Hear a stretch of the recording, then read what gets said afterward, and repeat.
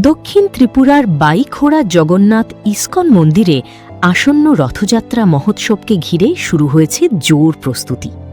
বৃহস্পতিবার অনুষ্ঠিত আগাম প্রস্তুতি বৈঠকে উপস্থিত ছিলেন রাজ্যের মন্ত্রী শুক্লাচরণ নোয়াতিয়া, জেলা ও মহকুমা প্রশাসনের আধিকারিক সহ বিভিন্ন সরকারি দপ্তরের প্রতিনিধিরা।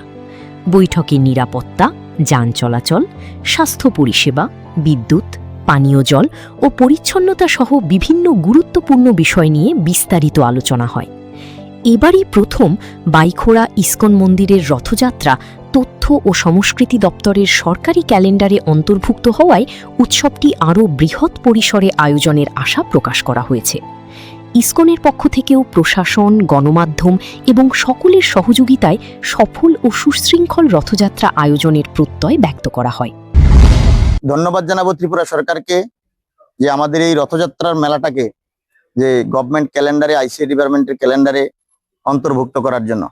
আজকে যেভাবে সুন্দরভাবে এসডিএম স্যারের তত্ত্বাবধানে, মিনিস্টার স্যারের তত্ত্বাবধানে যে লাইন ডিপার্টমেন্টকে নিয়ে একটা মিটিং হয়েছে, তাতে আমি খুব খুশি। আমি না শুধু, আমাদের বাইখোড়া এলাকার ভক্তরা, আমাদের সঙ্গে যে সমস্ত ভক্তরা যুক্ত রয়েছে, সবাই খুশি। জোলাইবাড়ি থেকে বাহাদুর ত্রিপুরার রিপোর্ট, দ্য নিউজ 9।